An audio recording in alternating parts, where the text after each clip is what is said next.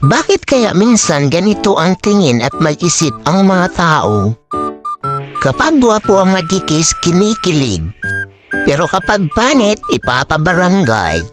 Kapag gwapo ang pinawisan, hot.